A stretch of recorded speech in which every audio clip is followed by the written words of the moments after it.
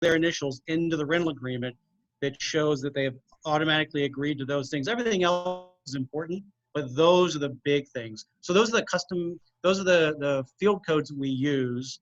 And then those are the custom field codes we use. Directions are another one. We have, we're in a drivable destination location. And even though everyone has GPS nowadays, sometimes a cabin in the woods, to Scott's point earlier, is not able to be found on a GPS. So we've printed out, we have a 6 pages worth of maps. So we're coming from the Northeast, Mid-Atlantic, the Southwest, et cetera. And so I've got a I've got a shortened link to a file on a Google Drive. So that again is a field code that goes in with the welcome letter. So those are some of the things that we use the custom fields, either the custom fields or the field codes for. Okay. And Boyle, you had your hand up at one point in time, and then Victoria, I do see you as well. Yeah. I was going to say that Dave and I pretty much were in the same market, and we kind of plagiarize each other in a way. So we kind of use it like he described in very similar fashion. Yep, and that's a good thing too. That's the beauty of short codes. And then when we get better and better at triggers, it allows us to do backflips and do a lot of work for us. And what do you have? So I just wanted to respond also about how I'm using the custom fields. When I send a booking form to a guest, I use the custom fields for them to pre-populate items on my rental agreement. So for example, I ask that people put the names and ages of all the guests who are coming. I have a dog addendum so they can fill in all their information about their dog on there. And then it custom populates the rental agreement so I don't have to do the back and forth with them. And the other thing I do is I use the last 4 digits of guest's cell phone number as the door lock code. I don't yet have the kind of automatically integrated door lock thing going on. So when I send my check-in email, I use a custom field code inserted there to deliver them their specific door lock code because they entered the last 4 digits on that booking form. Gotcha. Victoria? No. Okay. All right. All right. Any other questions? And did that help everybody understand? You can basically address every kind of situation and automate it for the most part. I think you can probably automate 90 to 95% of your tasks in a way, in a communication style, through the code system.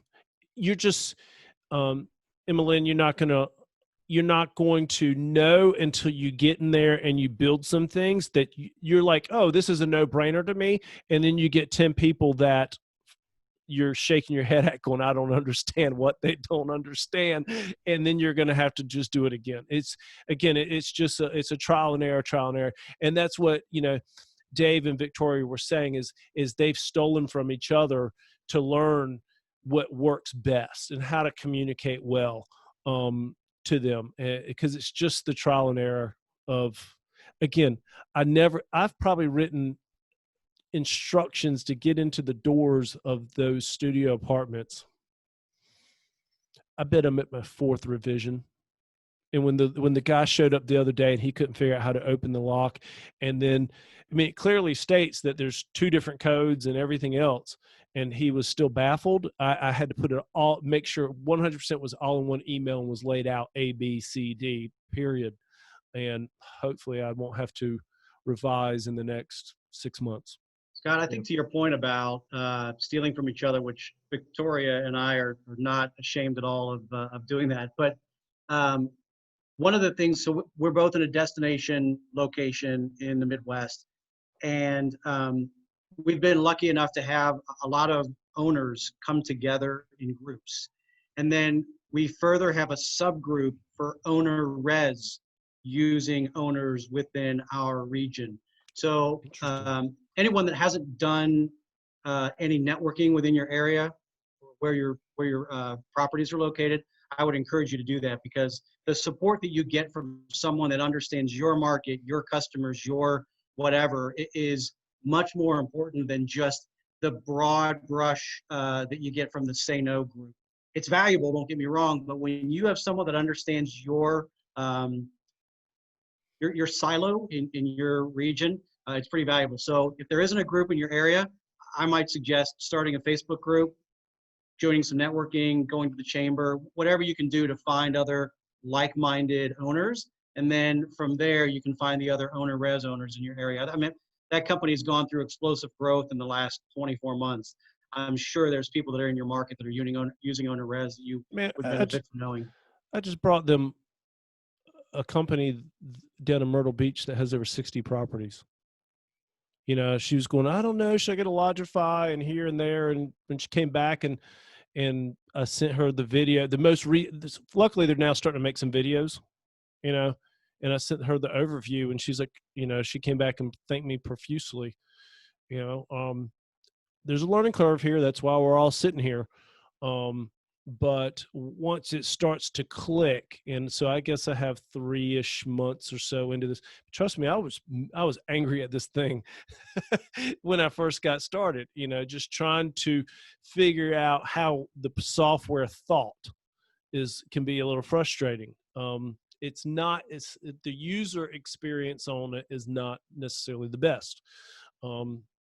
But as you start to figure it out and you figure out how the engineering side is thinking, then you're, oh, okay. So anyhow, all right. So let's talk some triggers because we've been on here a while. And before we get started, is anyone here feel like they are a trigger guru or has some pretty cool stuff that would like, I can give you the option to share your screen. I do, but I am on my iPad, so I cannot really share my screen. So maybe Dave can do that because he probably has very similar ones. Dave, do you feel like sharing? They're all relatively simple, you know, but understanding when we want to communicate to them. Let's see here, Dave. Let's see here. I just looked at my triggers and I have an embarrassingly short list. Okay, we're here. We're going to keep it simple, stupid, right? So just think about this. Think about when we're triggering something. When do we want that customer to get it? Again, Victoria said, you know, for her, she's booking people 6 months, a year out because they're vacation destination oriented. And so her thought process is completely different from mine. I'm trying to build a business that's more like a corporate style. I mean, I'm trying to get people in my studios for a month if I can, or longer, you know. I have no problem with doing that. I'm willing to rent up to 6 months at a time. However, other people are not, right? So how are you needing to communicate to them and make sure that they hold on to information? So again, maybe if you are vacation oriented, you want to make sure that you send that manual twice. But the first manual that goes out, at the very top of it says, we're sending this now. However, you are going to receive one 3 days before your arrival. So don't fret, you know, always make it funny, you know, try to have some fun with the customer, you know, it's just the simplest way to make them happy. So let's look at, okay, so we're going to, let's look at my adult wipes. All right. So actually, let's just create a trigger. Let's just do that. Probably the easiest thing in the world. All right, so triggers. All right, so when creating a trigger, obviously you're going to hit create a trigger. Oh, I need to share the screen again. Sorry.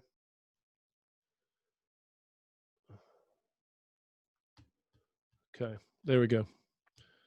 And darn it, every time I do that, I lose stuff. Chat and participants. And we lost Gail for a second. Okay. All right. Let's start this again. Triggers. All right. So for those who are new, or it feels like rocket science at first, but it's not. And it feels like rocket science more so because you're scared to send it out at the wrong time. And you're like, So I just learned this the other day. By the way, if you put 1 day before, that means it's going to go out at 3 o'clock. Okay, so someone is, let's say you have a guest who's there overnight, and you're going to send a trigger out, you know, or they're there for 2 days, right? And you're going to send a trigger out, and you put a 1. So 1 day before they leave, well, it's almost too soon to communicate. It's a hard place to be, right? 0 is the very day of checkout or check-in, just so you know. So when we create a trigger,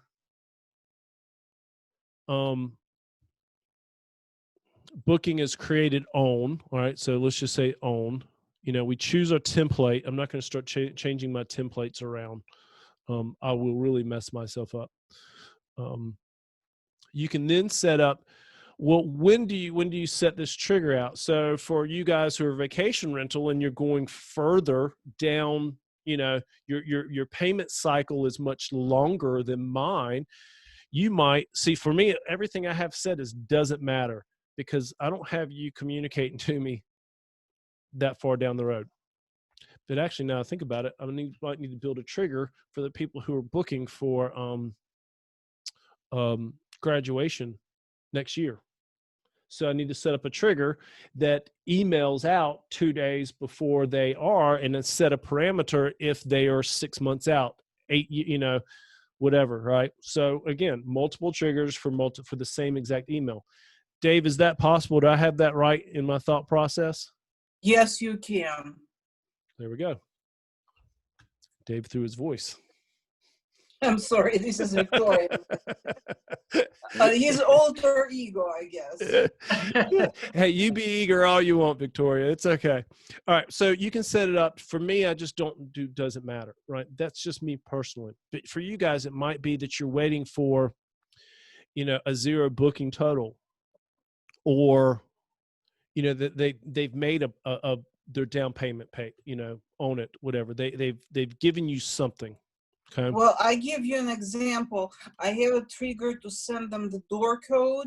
I don't send the door code unless rental agreement has been signed. Perfect Absolutely example. right. Yeah. Perfect example. You know, for me, you know, again, I work differently, right? You guys are working in a different kind of market. For me, I'm just going to do it. All right. So yeah. So for some people, you don't send it till there's a security, you know, deposit on file, right? Because you're you're putting you're doing $1,000 or something because you have a McMansion out there somewhere, or your rental agreement, or they haven't included their email address yet. So as you see, these are all, they sort of, as you start thinking about them, you're like, yeah, that's okay. I get that. That's simple. I just need to think about what each cog in the wheel, you know, is. So think about it like a mechanical system. If they do A, so when they give me A, B, and C, then I'm going to send them this email. All right. If they don't give me A, B, and C, then I'm going to send them an email. I'm going to trigger an email that reminds them after 6 days or something along those lines. So you can, again, it's all about building how to get hands off. So let's just, and again, in your templates here, creating a trigger. So, let's just go back. As soon as the event occurs, or I can schedule a time. All right. So 0 days actually means that very day, right? As soon as I add 1 day, 2 days, 3 days, 4 days, and so forth. You can then change the booking has arrived, or I don't quite understand the blocked off time section. I don't know how people use blocked off time. I don't know where it has a purpose, and maybe someone else has figured out in the way that their brain works why blocked off time needs a trigger section. Maybe through COVID, you're blocking off 2 days for cleaning. That's just your own personal, you know, way of doing things. So you're triggering a block off time automatically. I don't know. And you're letting the cleaners know or something. Again, you can trigger for when the booking has arrived. So if I go booking has arrived, I can say, I want to say 2 days before they have arrived. So what Victoria was talking about, where she does not send a trigger for someone who's 6-8 months out, she might set this trigger to go 3 days before the booking has arrived. They're going to get the house manual for such and such property. All right. If you do 0, it's the day of, by the way. All right. If you do 1, okay, 1 day before they arrive. All right.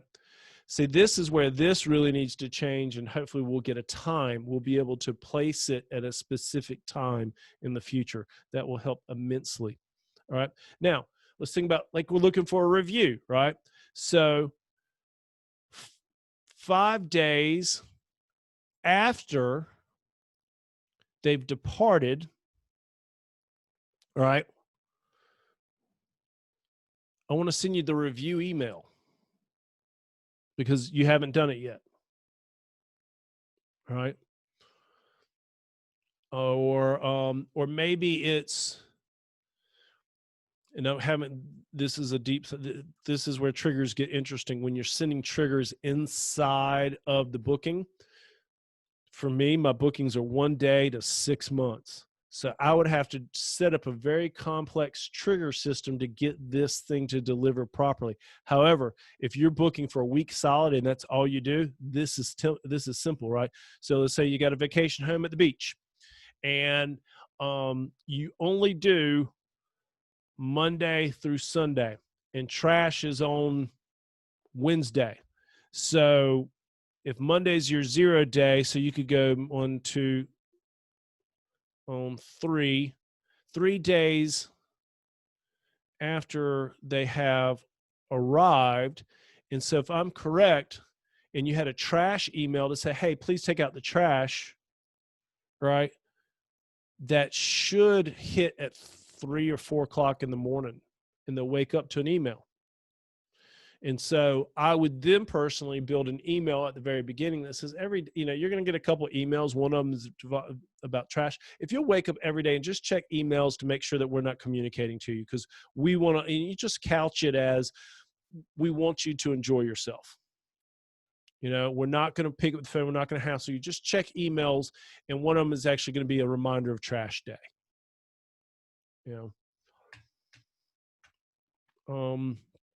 Again, you can get, when it's depending on payments. Let's see here. Booking fields. Apply trigger based on field criteria that match. This is where you start doing backflips with what it's possible to do. But you have to think about it's.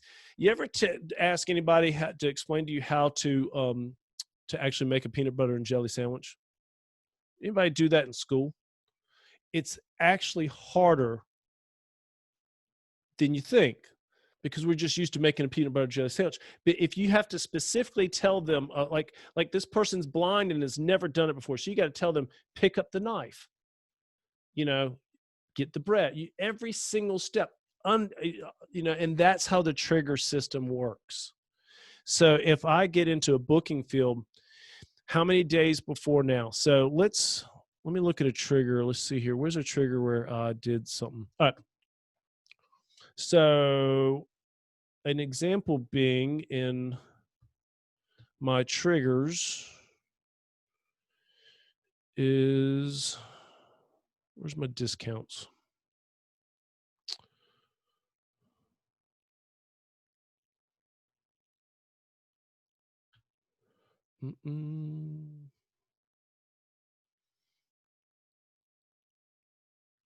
Where are my discounts?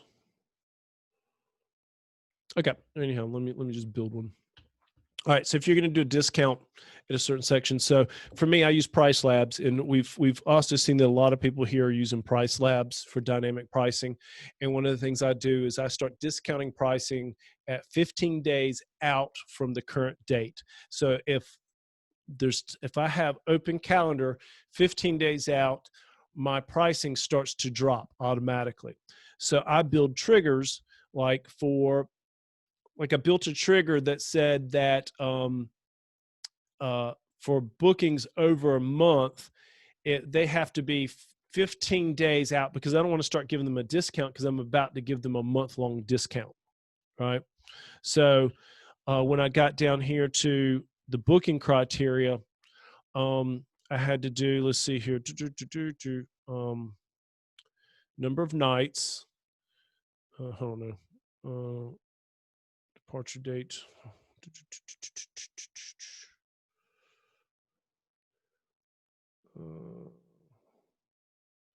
Booked on, booked. Arrival date is on or after. No, that's too specific. See, I don't do this all the time. Let me go find my triggers. That's just easier. Templates. Oh, I did it in surcharges. It's the same principle.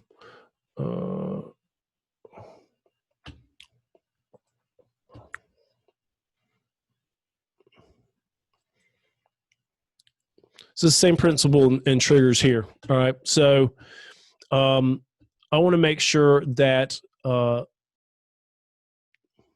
some point in time, to get a 10% discount in the booking fields, the criteria is the same. So I got to think about how to do an email the same way, but this is the same principle. So the number of nights is greater than or equal to 8 nights. So after 8 nights, and then number of nights is less than or equal to 14. So between 8 and 14 nights, it triggers giving them a 10% discount. All right. So if we are trying to set up a trigger where we're setting an email out at a specific time frame, that's going to be done here and through the booking criteria. And I hope I'm not getting ahead of myself, because I'm not a professional here and I don't play one on TV. So I think we would use booking arrival date. I'm looking for something like length of stay. Dave, do you have a way that you might have triggered a certain time frame, or anybody else here, maybe Mary Beth or Victoria, where you have triggered it to go out a certain way? I typically trigger before check-ins and after checkout. So before check-ins, it's my welcome and door code and things of that sort. And then after checkout is where I ask them to do a review, where they can either do it on Facebook or within OwnerRez, or if they booked on Airbnb or VRBO, I just encourage them to review there. Those are like I said, my triggers are pretty basic. Yeah, mine are too. Yeah, we've got the booking trigger. I've got the welcome email trigger, which it's interesting that you talked about the house manual, because my wife and I were just discussing what we need to expand upon. And I think that'll be the next piece of our puzzle. And then I've got the post-departure email. But we have very minimal triggers. But I like where you're headed with the discount code. We do use discount codes, which follows the same concept, has criteria that it must be more than X and less than X, those types of things. Yeah. Is anybody on here tonight that has Victoria uses triggers for open nights? Now, I know she mentioned she can't share. A lot of owners, at least in our area, really shoot for high occupancy, 100% occupancy, if you will. And so what they'll do, if they're an OwnerRez user, they will have a trigger that sets to send out discounted night options for those folks that have a stranded night before or after their currently booked time. That's correct, Dave. So when you see that adjacent available nights right there, like second from the bottom trigger, so no, adjacent available night. No, go up. No, not in this drop down. Just go up in the trigger. No, there, next to the last one. Next to the last one, adjacent available nights. Okay. and you can do like either arrival or departure or both or whatever, however you want. And you can set up a trigger like Dave explained, that if you have a adjacent available night, I have a trigger, an email says, hey, you know, I just noticed you I have a night before, a night after, and you actually don't have to code that. It codes those words into it. When you says either, when you choose either arrival or departure. So it will say, if it finds a day before or after or both, it will say, hey, you know, I just noticed that you have day before, whatever date is, and day after open. Would you like to, you know, extend your stay for, I don't know, 30% off or whatever it is you want? Please reply to this email. From that point on, if they reply to the email, you do it manually, of course, but it goes out automatically. And I set it to be time triggered, let's say 5 days or 3 days, whatever, prior to their arrival. Okay. All right, that makes sense. So the way I do things, but now got me thinking about how to do this, and that's a good idea. And I've seen that too. I've seen that recommendation about doing a before and an after to offer a discount to fill a day, right? Especially for you guys who are booking longer stays, and you maybe say your minimum is like 5 nights or 4 nights, so it allows for a hold to end up sometimes. Or people only, you know, or 6 nights, right? I don't know. I go for 100% too, and I can usually stay about 90% or more. So that would allow me to say I can fill up a Sunday. Yeah, we usually don't do in our area one-night stays because they lead to parties and over occupancy. Yeah. However, if you're booking it to the already existing party, they just extending their stay. That's, you know, how you actually get those nights filled. So what's the minimum night that you do, Victoria? It varies by season and actually day of week. So like major holidays, I have 5 or 6 nights. Like non-holiday, let's say low season, I may have Sunday and Monday, I may have 2-night minimum, and like everything else is 3, you know, so. So, and does that trigger, you know, before and after, does that help you fill up specific nights like a Sunday or a Monday, which tend to be? It's not specific nights I mean, not necessarily Monday or whatever the day of week is, but what ends up happening, let's say if you have a 3-night minimum, you can have 2 3-night stays booked in a week, and you still have a day left somewhere, right? Stranded night. So yeah, and you try to fill that. I mean, either party can extend their stay to, you know, to a 4-night stay, because otherwise that one night would never book. It's already between 2 others. I would be interested at some point in time to sort of see how the trigger looks, because I can see it, right? I mean, I understand the concept of it, but how you build it so that how it functions properly. Have to, because like I said, I'm doing Zoom on iPad and not on my computer. I cannot really like share on it really well. So I would have to send you a print screen or something. Yep. And maybe we'll get to that too. So tonight was really about sort of keeping it basic, because I'm still in the basic section. I'm able to do exactly what I need to do. But again, the advantage of what I hope that we all accomplish here is so that we all learn those tips and tricks that help us make that extra $50, $100 a month, and that adds up, right? It's like Dave said, it's about 100% occupancy rate. That's the goal at all times. Our cleaners don't always agree with that, but you know. Scott, on this trigger, I use that quite a bit, the one Victoria was talking about, the open dates. And I'm able to market it as, hey, even if you can't stay the whole day, since it's a half price night, you can just stay until 8 p.m., spend your whole day on the hill, take a quick shower and head out. So I'm getting, you know, that would be an unsold night anyway. I'm bringing in enough money. I would say maybe, well, I probably get 5 people that take advantage of that a month.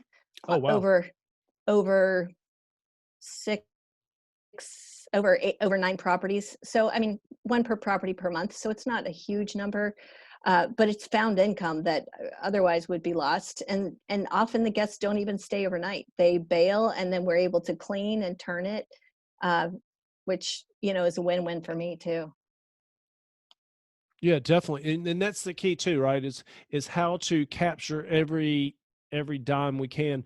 And so, see, that's got me thinking, right? Because I still use my properties as a utility, but I do have people that come to me, like my 3-bedroom's about to go back to its owner as a full-time rental. I have my 2-bedroom that I've been struggling with through COVID a little bit. But I got another meeting to go to another town where someone's offering me, you know, wants to talk about picking up a 3-bedroom that's got a fishing pond. So, and it's in an area that's it's in a town that's close to Raleigh, North Carolina, but it's still far enough out that it's not going to be a tool. It's going to be more vacation oriented. So now that's got me thinking personally, okay, what do I need to build to maximize that place? Because yeah, a family member is normally going to leave out on a Sunday to travel because we're telling them that they have to check out at 11 o'clock, but we sell that Sunday to them for $20-$30, whatever, and they don't have to leave till 6 to drive the 2 hours home or whatever that they normally would. And they get to have a little bit extra time. So it's a great thought process for sure. And I'll take $30 over having a Sunday open in a vacation kind of situation. Can I ask a question about that, Scott? Yes, Pedro. To whoever it was that just spoke, how do you track whether or not they've left at 8 p.m. or whatever you were saying? Mary Beth, how do you make sure that they actually check out that day? Well, it doesn't really matter though. Just how do you know? How do you know if they've checked out? Like to be able to, you know, go in and clean later that night, like you said.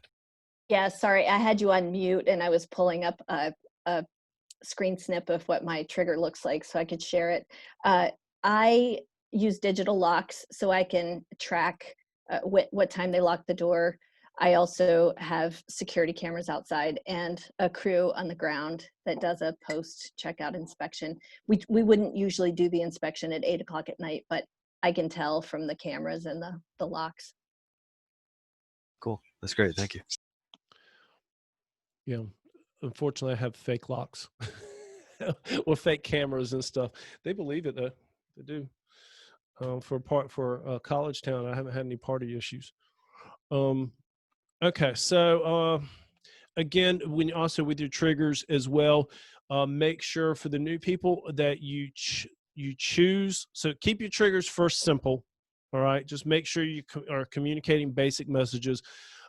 Sort of what they have been talking about is sort of the acrobatic side of triggers where you can make it do a variety of things. But you want to do a couple things too. Listing sites, okay?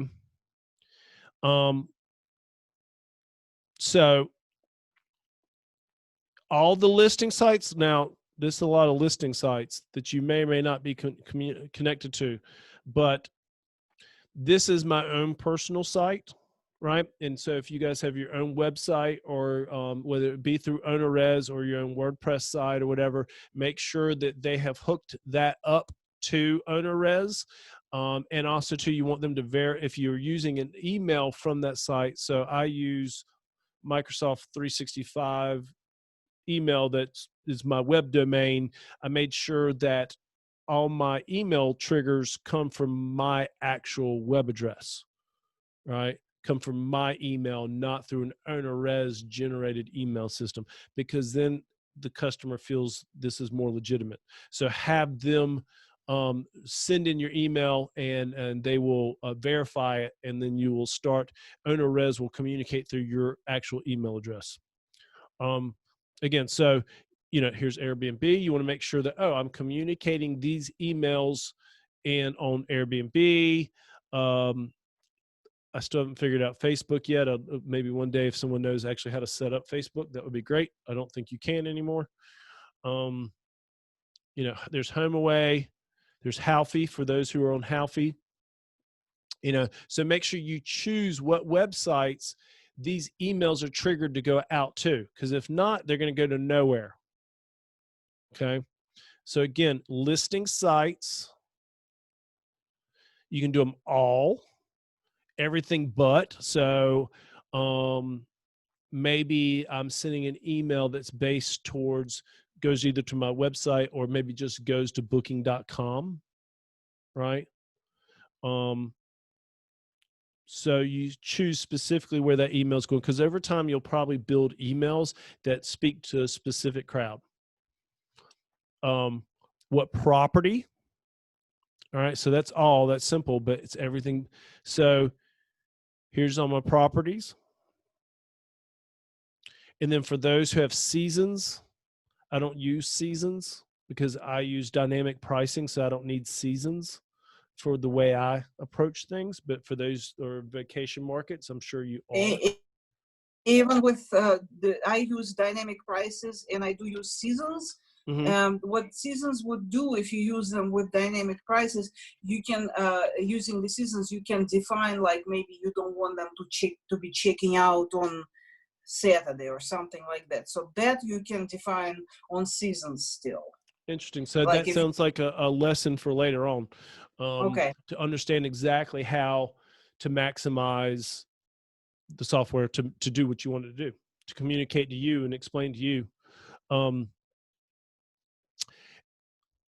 then you get into options like, okay, options text to help you remember what this is for. So this is an internal description for yourself, by the way. So if you build a trigger and make sure you enable it too. You know, we do a lot of things. You got to double check yourself. Like, perfect thing about double checking. And I was just messing with themes, and I don't know what I just did, but now I have a double theme sitting on my emails. It wasn't there. So I obviously just did something. And so we should always be double checking yourself. You should come back to your emails and your communications on a regular basis and be considering what you can always do better. Because we usually do these late at night and we screw things up. All right, so let's jump over to theming real quick. For those who are new. Yes, Tammy. It's going back to the adjacent available nights. So say you have 1 night open, 3 nights booked, 2 nights open, 3 nights booked. So obviously you want to send it to the customer for the first 3 nights, but how do you not make it where they're both going to try and book those open nights on either end of each of their stays? Well, I mean, it can happen, but see, you send it automatically. They reply to you manually, and chances are one of them will not take it. But even if they both reply to you, each one says, I want it, you just say you take the first one who replied and explain to the other one, like, oh, you know what? My prior guest decided to extend their stay. Sorry. Okay, so it's not an automatic booking that they can do. It comes back. No. You still have to manual. Let's say if you say it's going to be 30% off, you have to go to edit charges and add a night. And I just add as a line item when I say rent 1 night at 30% off, and let's say it's $100, and you insert it before the tax, so it taxes it properly, and then it's going to calculate how much the renter still owes, and either run their card again or ask them to however they pay to you. Okay, thank you.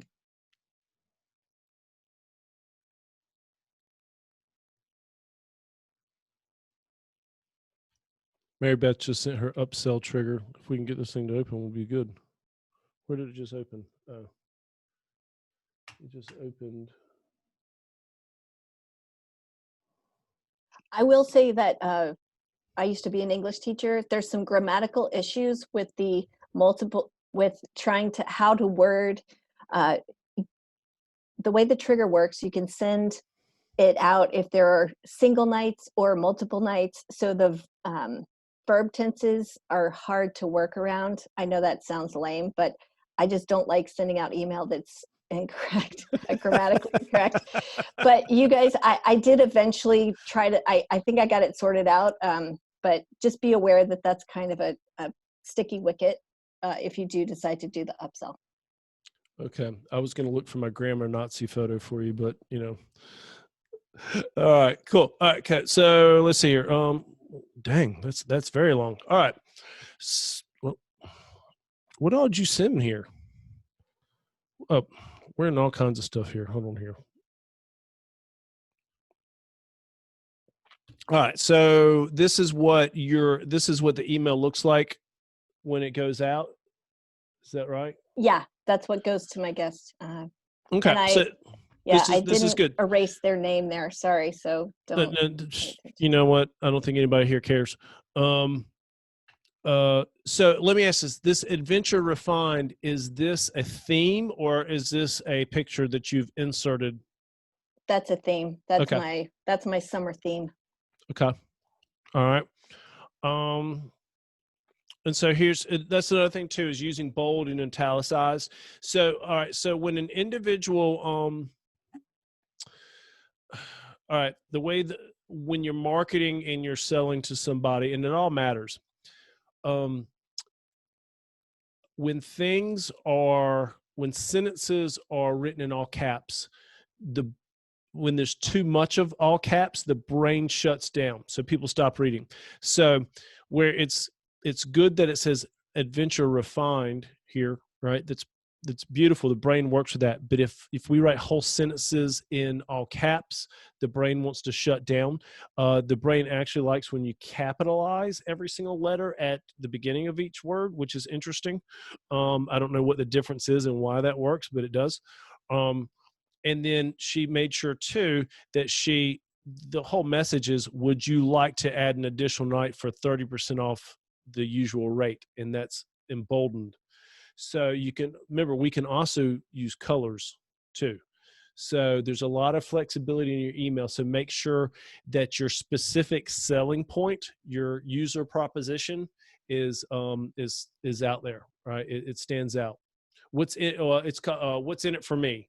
All right, mentality. What is in it for them? So make sure that statement stands out to them, because that will also return you 2, 3, 5% more, right? Because currently this can be considered spam, or can be considered a great offer.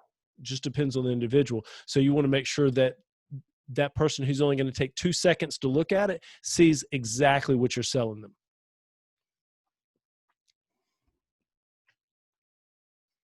Okay. All right. Anybody else need that up anymore? Got the basic idea of what she's doing there? Okay. All right. Good deal. All right. Theming. So I got to figure out why mine is showing a double theme. I'll figure that out tomorrow. It's not going to happen tonight. So all this information here in your theme, when you create it, is the same stuff that sits in the account profile section here. All right. So if you go looking, where did this come from? It comes from your profile. And again, go back and double check yourself, because before I got on here, I realized that I'd spelt international wrong, because I probably did it at 10 o'clock at night, or I did it at 10 a.m. and I'm just dumb. They're both very optional. All right. Again, your logo. All right. Your logo and all that stuff is coming from over here in your profile. So I built separate themes. For me, I am trying to build me and my wife are trying to build Sojourn International. Our hopes and dreams are to develop a laptop lifestyle and go international.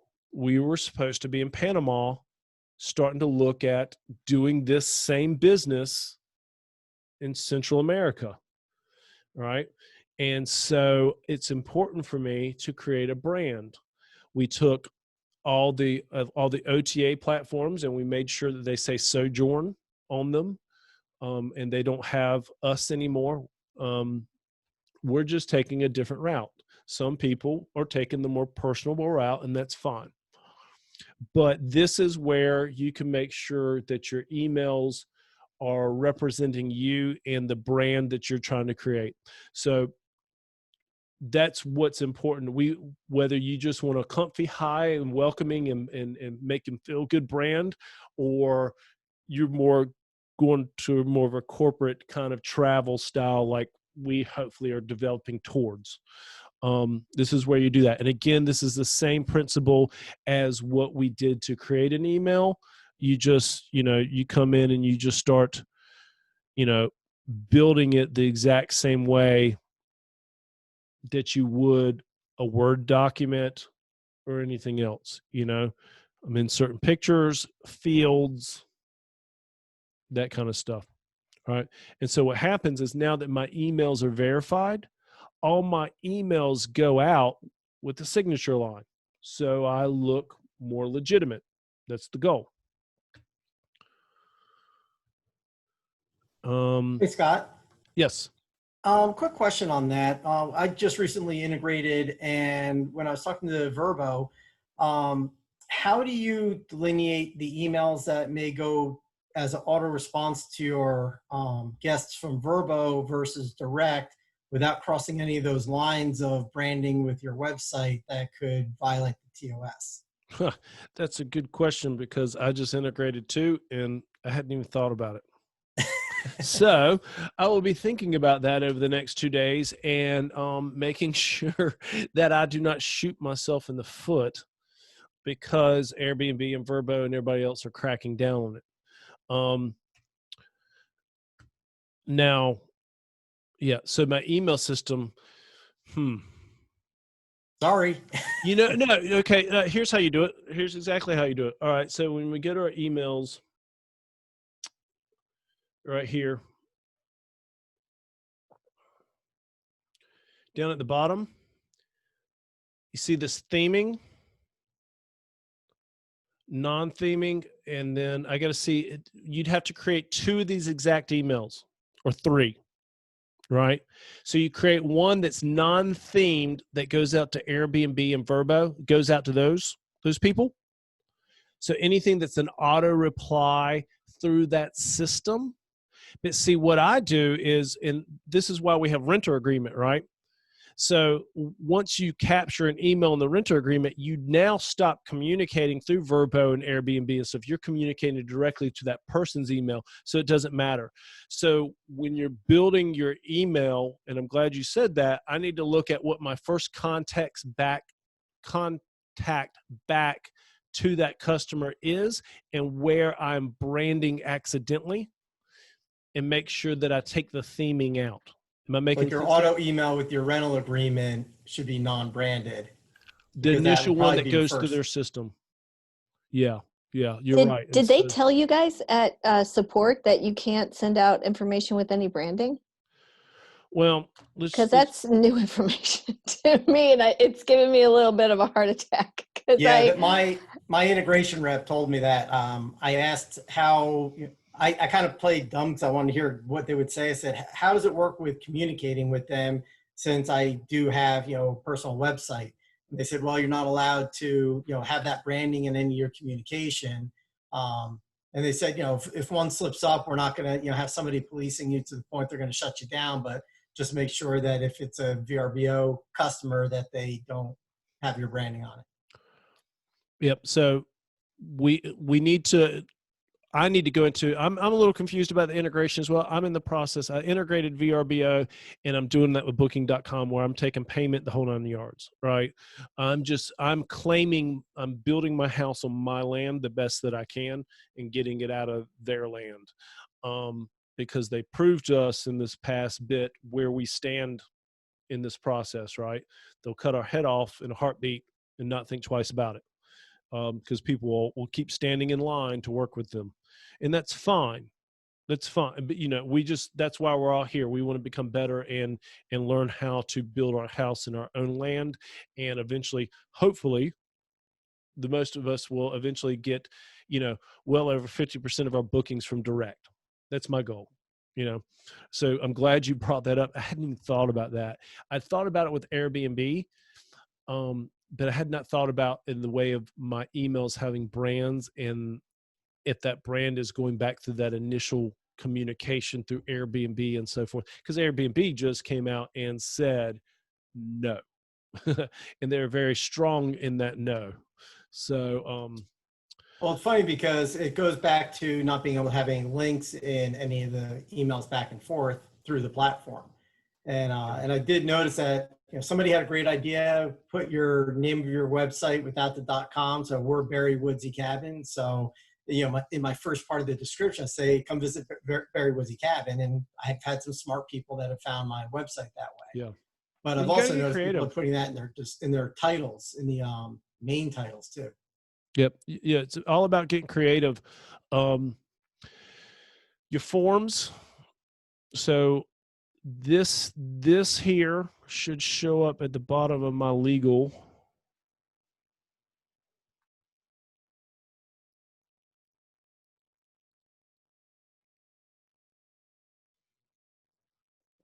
There that is. So now they have a legal agreement. By the way, the legal agreement most often, actually, I should probably change that because that's going to go through the initial communication. Shoot.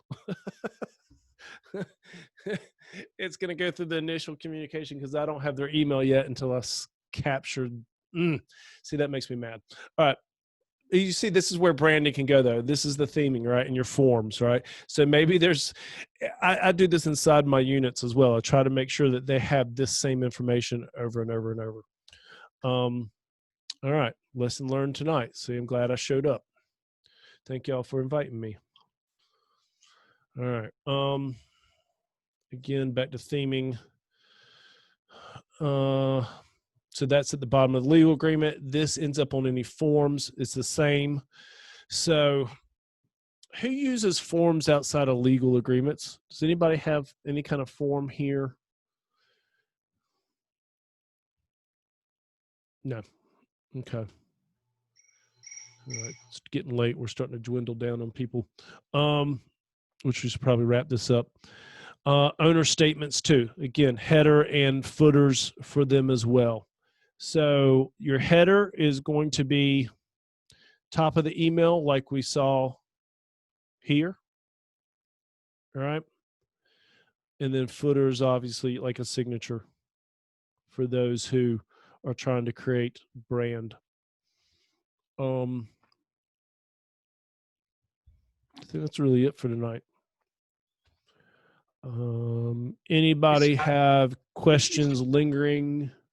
Well, I've got a couple of thoughts. I think that the fact that we have the unofficial owner-res support group should lend itself to some, like an idea jar, if you will, for the next session. I think it'd be kind of cool if we could do one a month. Might be a little overzealous, but at least one or two a quarter would be cool. But the idea jar, where if Victoria has a lot of great triggers, or someone does a lot of direct business or whatever, or maybe even we get Chris Hines or kind of a guest speaker from Owner Res to come in and do a lunch and learn, or some cool new features that we aren't all taking advantage of. I think that would be kind of cool. And then I also wanted to share something that you guys kind of heard Victoria and I batting around a little bit. So we asked for something very unique from the Owner Res team.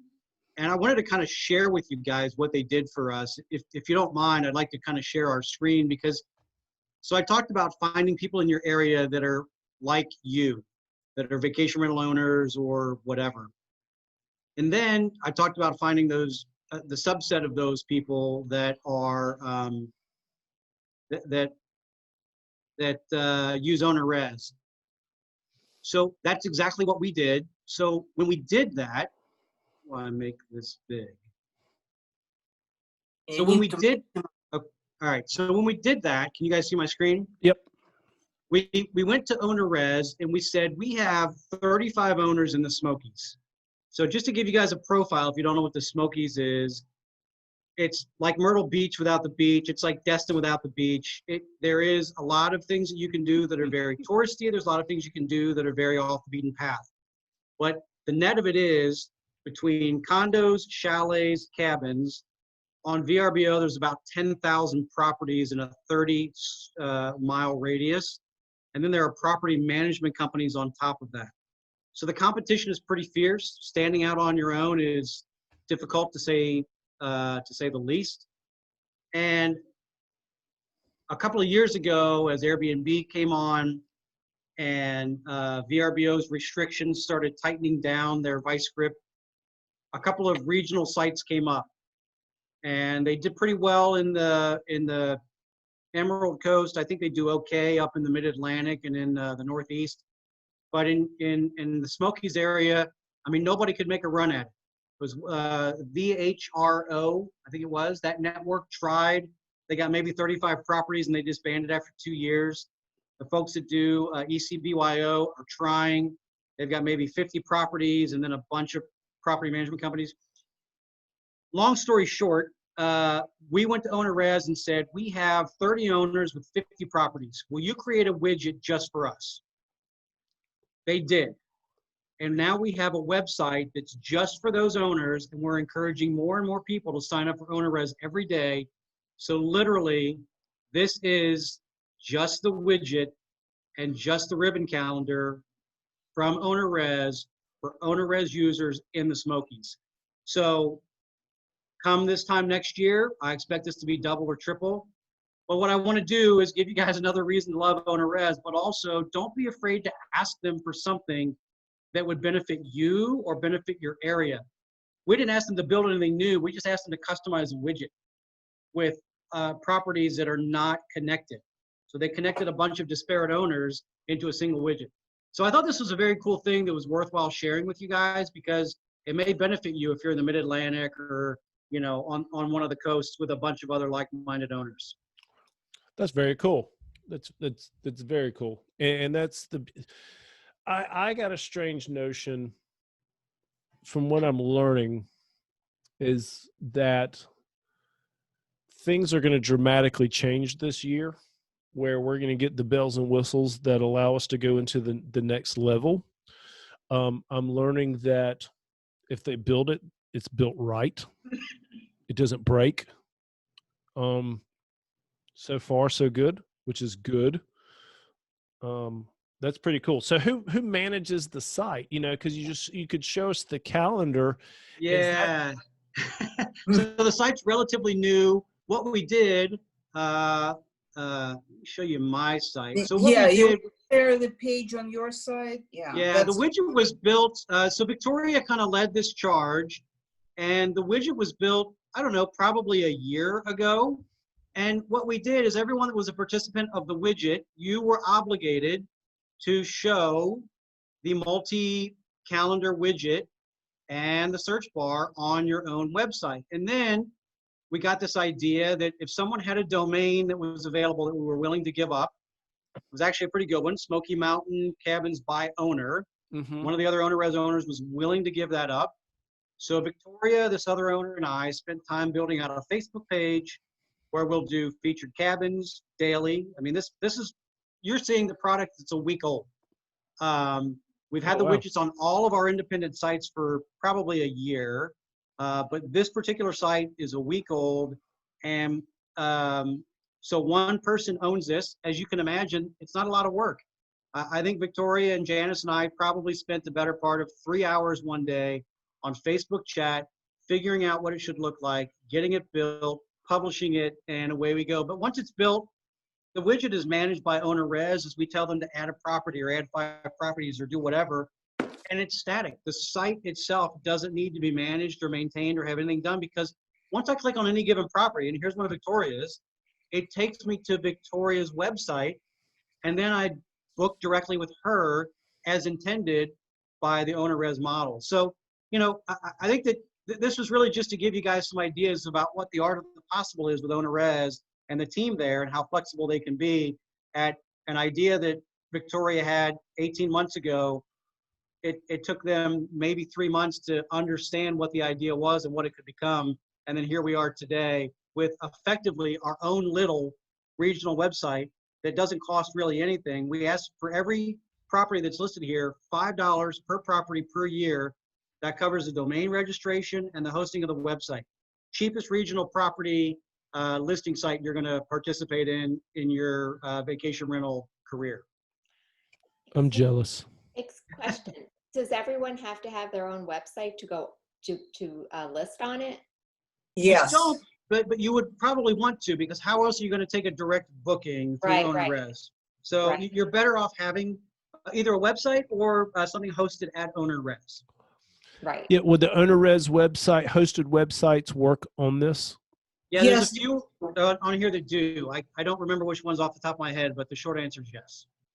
They have a little quirk when they first set them up. There is something that OwnerRez has to fix in their URL, but basically, other than that, yes, they do work, and it doesn't really matter where website is built. The only like biggest requirement is that you specify in your OwnerRez settings, you specify the URL of your website if you have multiple pages of where your booking widget is housed. So Right. if you have, different properties, every one of them has different booking widget, then you have to specify that link. But other than that, yes, it works. Doesn't matter if you have WordPress or Wix or whatever else.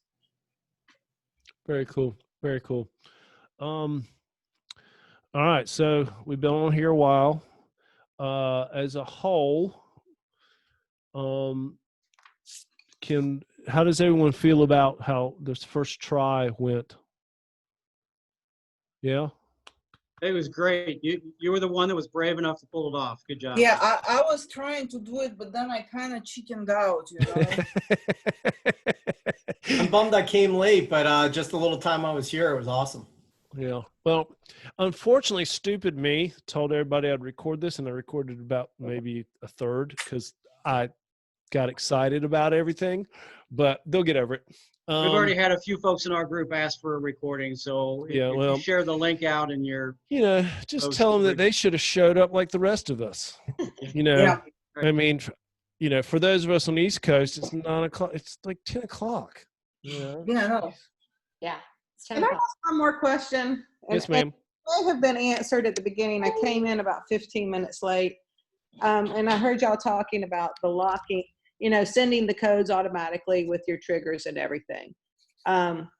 Unfortunately, that's one of my hardest things that I do because I have 2 Kaba locks, and then I have a Slaves lock, and then the other one I have one of those that you just put in the code and pull it down. So I have 3 different ones. Just did y'all go over that, or does anybody have any great information?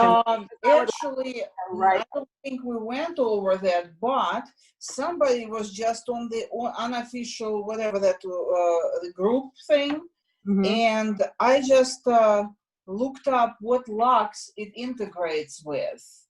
And let me see, it is, yes, you can do Kaba, eRental lock, Parakeet, whatever that is, Point Central, and Remote Lock. So if you have one of those, you can integrate. Some of those do, like I use eRental lock. It does not support the last 4 because it's algorithmic lock. So it's going to generate random 9-digit code. But all that integration, like emailing it and like setting it based on check-in, check-out time, that's all supported. The other ones I'm not familiar with, like Remote Lock, I think is also algorithmic. I might be wrong. Don't know anything about Point Central and Kaba. Yeah, but Kaba is not supported, correct? Say what? Kaba is not supported. Kaba is supported. Okay, I didn't see it on that list. That was just well, it says Kaba /Aura code, so I'm assuming it's the same thing. Should be. So you go it does under say Kaba. settings and you locks. Okay. All right. So Tammy, here, let me share my screen again. All right. Right here. Oh yeah. Okay. Okay. They needed Kaba real big at the top. Yeah, I know. Yeah, that would make way too much sense. Now, Tammy, one of the things that I have, my security system is alarm.com. And that does have the ability to connect in with my quick set lock. Now, it's not automated, but I just set the code to be the renter's last 4 digits of the cell phone that they're registered with on the site. So I just go in there and put in, all the guests coming up. I think you can put in 6 or 8 guests at a time and put in their codes and set the parameters to it. And then in the paperwork, I don't have to change anything. So I just tell them 3 days beforehand when it goes out that the code is the last 4 digits of your cell phone. So it's not completely automated, but it's pretty darn easy. Now, I'll tell you too, I had a conversation a couple months back, maybe longer.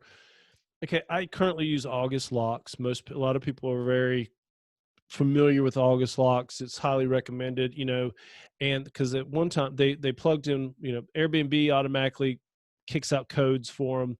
If you're not integrated, VRBO kicks out a code. As soon as you integrate, you don't get codes automatically generated.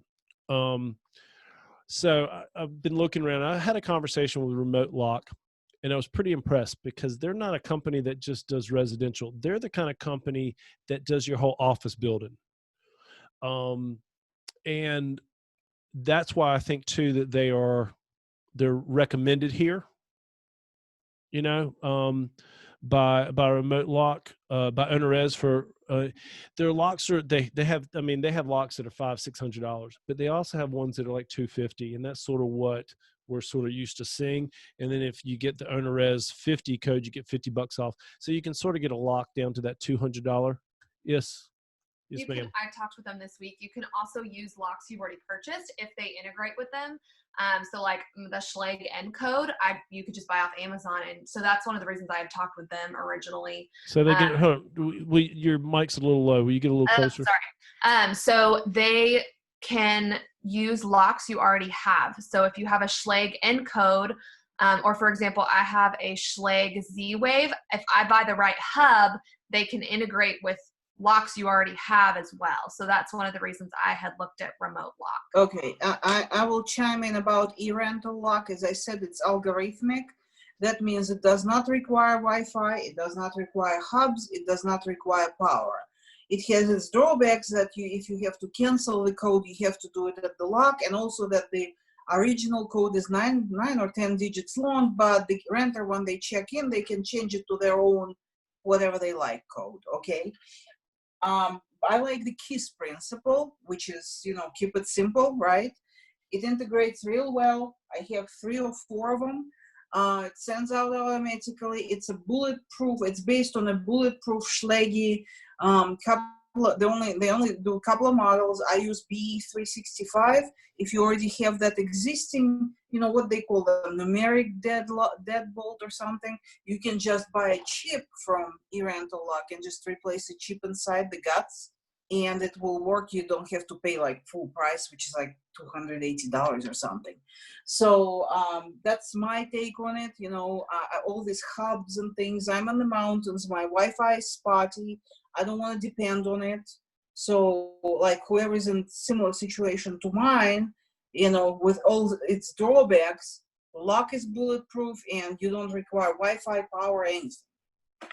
Sounds like at some point in time we'll have to have one of these groups about locks. Because there's a lot to choose from. And the reality is that's the one thing that I wish I could really automate, because when I get someone from booking.com, I totally forget that I got to give them a code, and then they're always calling me the day of, hey, what's my code? Oh, I'm sorry.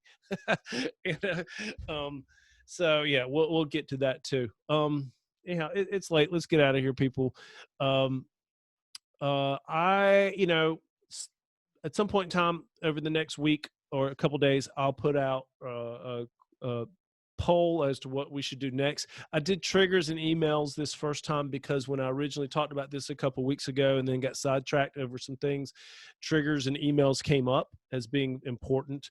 And it's a very deep subject. And what I'm hoping over time is that more individuals who really understand how to do backflips through this product will come in and help support. And then I'm hoping what will really happen is that the OwnerRez staff, because I know they're paying attention, will start joining us to help us, because I personally believe that we shouldn't actually be having these meetings because there's such good information that we understand, and maybe one day we'll get there. But for now, I'm hoping that, you know, those who do participate will eventually show up and come in and help us learn how to do the backflips and triggers and things like that, and really show us how to make that system work for us.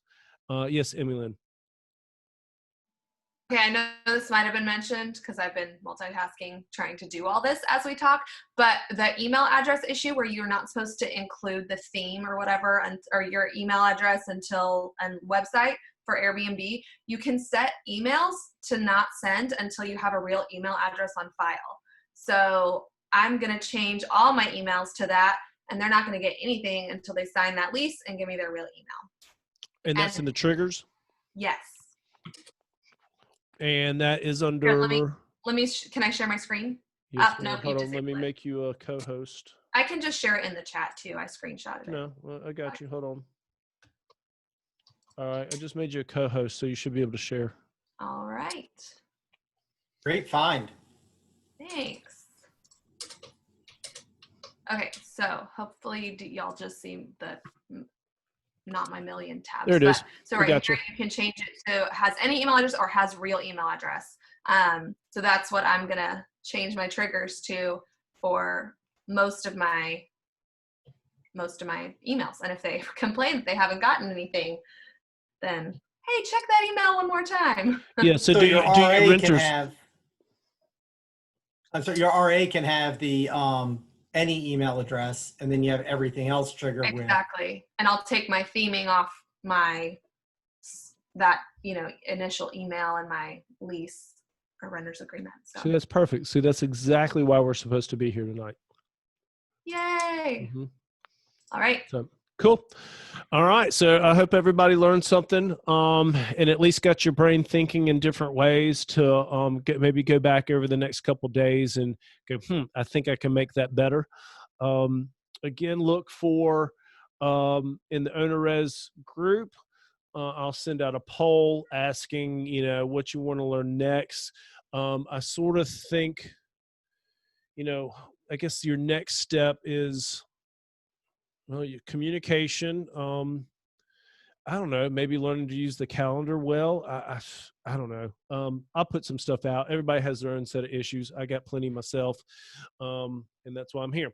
So you guys have a great night. Thanks for hanging out with me. I will upload this video into OwnerRez with the tagline of emails and triggers session 1 probably, or something like that, and then also stating that stupid me did not turn on recording till at least halfway into this because I'm not that brilliant at this time of night. So anyhow, thank you guys for hanging out with me, and I look forward, maybe we'll do this in about another 2 weeks, maybe try to get this regular. All right, good night, everybody. Great. Thank you. Take care, everyone. Thanks. Thank you. Bye. Night, guys. Thanks.